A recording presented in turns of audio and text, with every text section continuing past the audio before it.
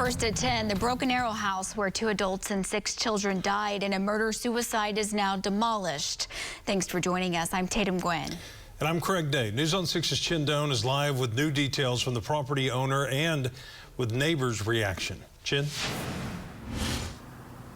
Craig and Tatum, the property owner tells me she's in the process of selling the lot to someone who plans to build another house there. Meanwhile, neighbors say they are relieved the crime scene has been torn down. On October 27th, firefighters responded to a fire at this home near Houston and Elm and found a family of 8 dead inside.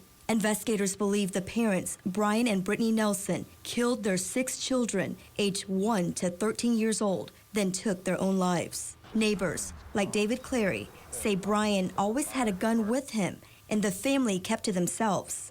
I didn't know the infants were even in the house.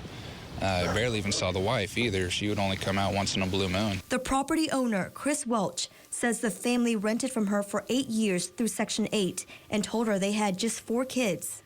She says the couple texted her 2 days before they died, saying they had the gas shut off because of a leak and didn't want her to contact them for a week.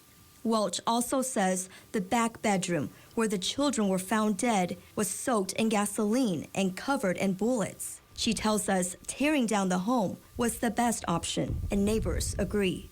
I wouldn't be able to let someone else live there knowing that something that horrendous happened there either. Neighbors say looking back, they should have noticed the red flags. It's actually hard to say really what failed the kids. I think it's a mixture of everything.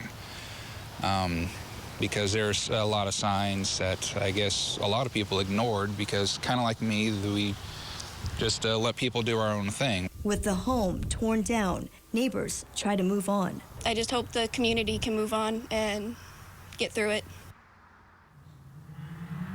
Broken Arrow police here are still investigating the case. The medical examiner's office is working to determine the cause of deaths for all 8 victims. I tried to get a hold of a family member of the victims and have not heard back. Live in Broken Arrow, Chin Doan, Oklahoma's Own, News on 6.